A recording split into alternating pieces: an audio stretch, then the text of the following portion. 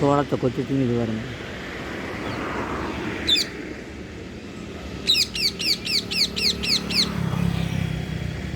இயற்கையாக வாழுது. சோளத்தில் இருக்கிற சத்து அதுக்கு தெரியுது, நமக்கு தான் அது தெரியல. கடவுளினுடைய படைப்பில் தப்பில்லை, மனிதனுடைய நடவடிக்கைகளை தான் தப்பு. பெட்ரோல் டீசல் வண்டி ஓட்டுறதுனால நம்மளுக்கு மூச்சுத்திணறல் வருது. அந்த அறிவை நம்ம மறந்துட்டு மற்றதை பேசுகிறோம். அது பார்த்தோன்னா ஓடிடுச்சுன்னு நினைக்கிறேன். ஆனால் நிறைய கிளிகள் இந்த இடத்துக்கு வருது.